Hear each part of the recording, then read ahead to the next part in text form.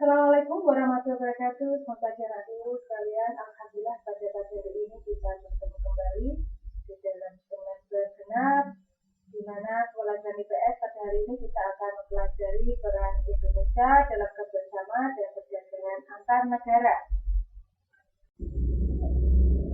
Tuhan Yang Maha Esa menciptakan manusia dengan akal dan pikiran. Dengan adanya akal dan pikiran tersebut, manusia dapat berpikir untuk memenuhi kebutuhannya. Di mana kebutuhan yang harus dipenuhi tersebut, baik kebutuhan individu maupun sosialnya. Apakah manusia itu dapat memenuhi kebutuhannya sendiri? Tentu tidak, sehingga manusia melakukan kerjasama. Begitu juga dengan setiap negara. Suatu negara itu tidak akan mampu memenuhi kebutuhannya tanpa melakukan kerjasama atau hubungan dengan negara lain. Oleh karena itu, hal ini dikarenakan setiap negara memiliki kelebihan dan kekurangannya masing-masing. Sehingga dengan adanya kerjasama, maka setiap negara dapat memenuhi kekurangannya. Kerjasama yang dilakukan oleh negara memiliki sebuah wadah, di mana wadah tersebut diwujudkan dalam organisasi ASEAN dan PBB. Kerjasama yang dilakukan mengaruhi berbagai bidang, seperti politik, sosial dan budaya, juga ekonomi. Untuk itu, tahukah kalian seperti apa kerjasama Indonesia di bidang politik, ekonomi, dan sosial budaya? Bagaimana kontribusi kerjasama antar negara bagi Indonesia? Oleh karena itu, hari ini kita akan mempelajari materi-materi yang berkaitan dengan peran Indonesia di dalam kerjasama dan perdagangan antar negara. Kerjasama Indonesia di dalam bidang politik, di mana di dalam hidup bernegara perlu adanya kerjasama yang saling menguntungkan dan saling menghargai. Oleh karena itu, bangsa Indonesia menjalin kerjasama dengan bangsa-bangsa lain. Kerjasama yang dilakukan mencakup berbagai bidang, diantaranya bidang ekonomi, politik, pertahanan, dan keamanan, serta sosial dan budaya. Dengan adanya kemajuan teknologi dan informasi dan keberhasilan pembangunan dalam negara menyebabkan interaksi Indonesia dengan negara-negara lain di dunia semakin meningkat. Hal ini dapat dilihat dari terbentuknya kerjasama antara Indonesia dengan negara-negara lain seperti yang ada di gambar tersebut. Ini merupakan salah satu hubungan kerjasama di dalam bidang politik. Dalam menyelenggarakan kerjasama politik, Indonesia memiliki tujuan-tujuan yang terkandung dalam pembukaan Undang-Undang Dasar 1945, di mana tujuan pokok kerjasama politik luar negeri Indonesia yaitu untuk mempertahankan kemerdekaan, mewujudkan kehidupan yang adil dan makmur, serta menjaga perdamaian dunia. Tujuan pokok kerjasama politik luar negeri tersebut merupakan pencerminan dari tujuan Indonesia yang tercantum dalam pembukaan Undang-Undang Dasar 1945 yang bunyinya yang pertama yaitu mempertahankan kemerdekaan, melindungi segenap bangsa Indonesia dan seluruh tumpah darah Indonesia. Kedua, memajukan kesejahteraan umum.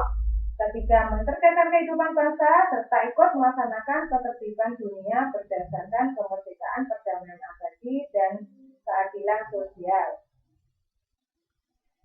Nah, untuk mewujudkan tujuan nasional Indonesia tersebut, maka dilakukan berbagai upaya, yaitu dengan cara kerjasama politik antar negara, pemulihan citra Indonesia, di mana masyarakat internasional melakukan perjanjian dan kesepakatan dengan negara lain dalam rangka jalur diplomasi. Selain itu, melalui kerjasama politik, Indonesia juga berupaya memberikan perlindungan terhadap warga negara yang berada di luar negeri.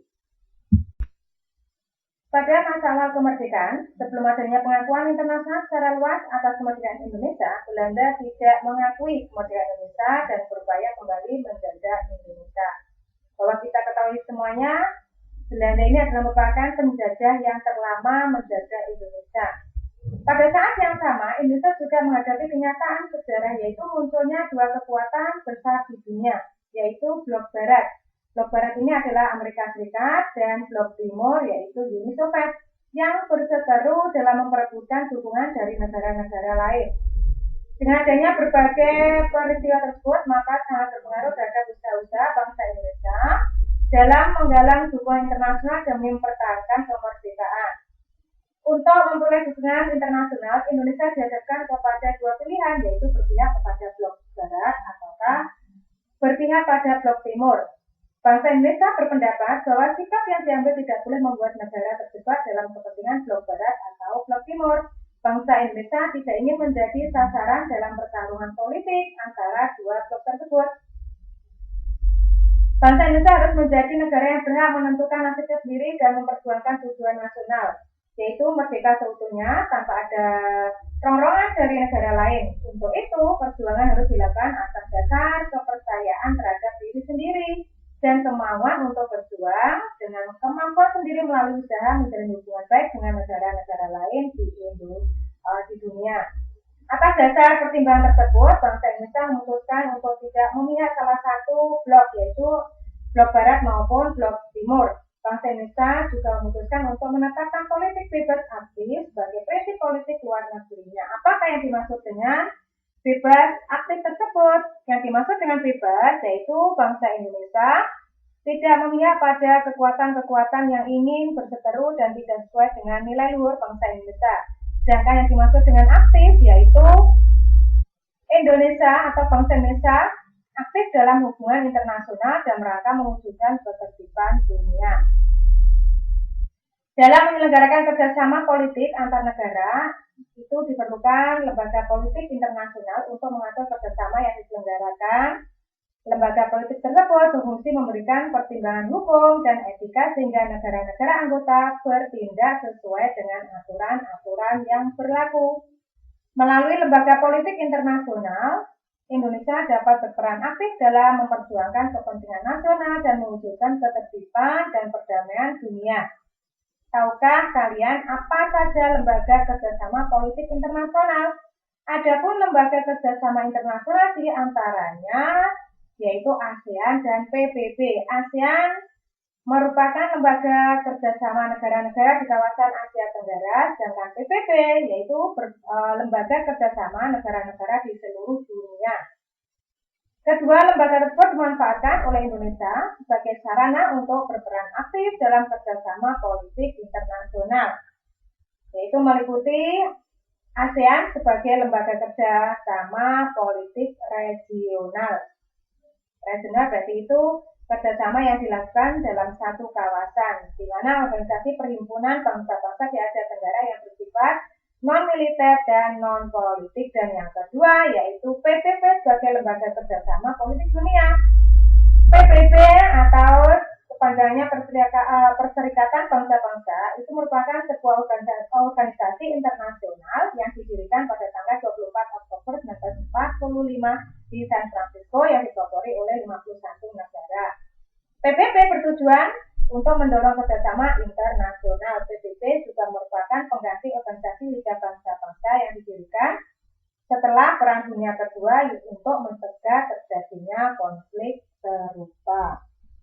Politik bebas aktif dan keinginan untuk ikut melaksanakan ketertiban dunia yang didasari kemerdekaan, perdamaian abadi dan keadilan sosial, bangsa Indonesia berperan aktif dalam berbagai kerjasama politik regional maupun internasional. Berikut ini peran aktif Indonesia dalam kerjasama antar negara di bidang politik, yaitu sebagai pemerakarsa dan penyelenggara konferensi Asia Afrika. Pada masa Kabinet Ali Sastro Widoyo I, Indonesia mulai menggabungkan politik bebas aktifnya dengan politik bertetangga baik. Hal ini dilakukan dengan cara menjalin hubungan diplomatik dengan negara-negara tetangga yang mempunyai persamaan pandangan mengenai politik internasional, terutama mengenai perang dingin. Negara-negara tersebut adalah India, Pakistan, Burma, dan Sri Lanka. Bersama dengan negara-negara tersebut, bangsa Indonesia mengadakan konferensi Asia Afrika atau disebut dengan KAA. Yang latar belakangi terselenggaranya konferensi Asia Afrika, yaitu ini terjadi setelah Perang Dunia Kedua berakhir. Di dunia muncul dua kekuatan yang saling bertentangan, yaitu Amerika Serikat dan Uni Soviet. Kedua kekuatan tersebut masing-masing punya sistem politik dan bentuk pemerintahan yang berbeda. Amerika Serikat berideologi liberalis, kapitalis, dan bersistem demokrasi, sedangkan Uni Soviet berideologi komunis dengan negara sosialisnya. Mereka saling bertentangan dan berlomba-lomba menyusun serta mengembangkan kekuatan yang meliputi pengembangan senjata nuklir.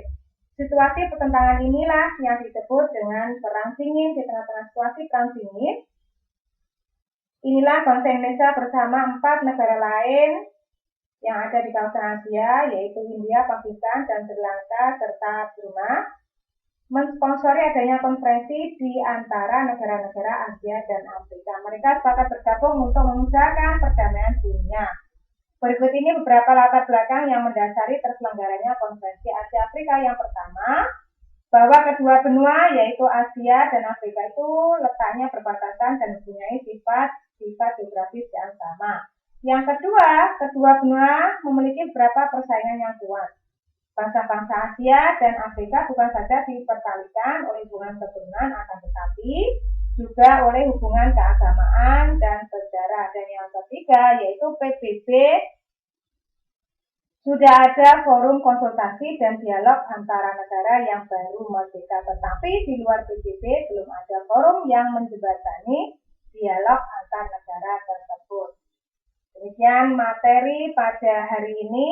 Setelah ini ada aktivitas individu yang harus kalian lakukan. Aktivitasnya sebagai berikut. Aktivitas atau tugas pada hari ini yang harus kalian lakukan setelah kalian pelajari materi tentang perang Indonesia dalam kerjasama dan perdagangan antar negara, yaitu kalian membuat sebuah resume atau rangkuman. Silakan kalian tulis di buku tugas kalian masing-masing. Pertemuan hari ini cukup sekian. Saya akhiri. Wassalamualaikum warahmatullahi wabarakatuh.